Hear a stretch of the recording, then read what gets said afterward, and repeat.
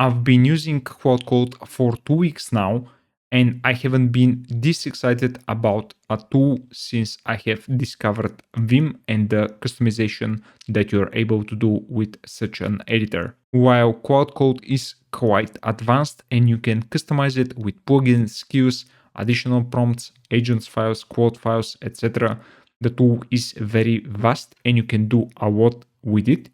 But the thing that really stood out for me, especially compared to tools like Cursor or VS Code Copilot and other agentic IDEs, is the fact that you can close the loop for your development. What I mean by that is that within the Claude Code CLI tool, you're going to be able to do the full cycle of development of a feature and even complete projects.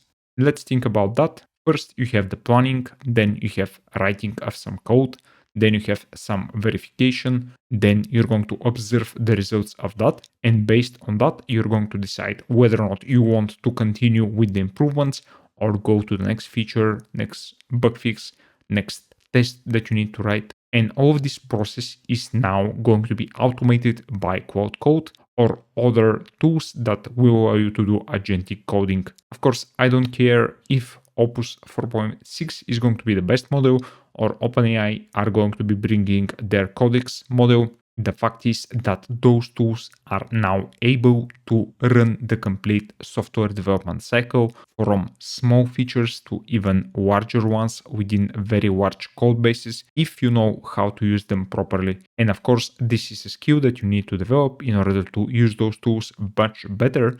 But overall, I'm seeing a lot of improvement within those tools, even if your skills are not improving that much. So what are we going to do next and why do you still need to learn how to code? Well, you still need to know how to differentiate between good output, good decision on architectural level and software development level, even choosing the libraries, especially if you have some experience with those, or sometimes even choosing an optimization technique that will allow you to get better results with fewer lines of code.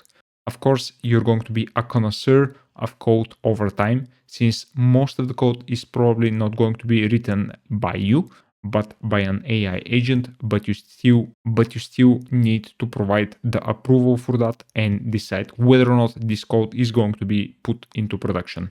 Of course, over time, this might not be the case, but currently it looks like that it is.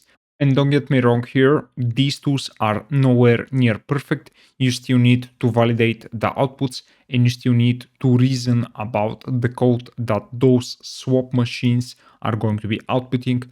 But over time, there is a trend that the code is getting more and more useful and it is getting more and more improved and approved for a production environment.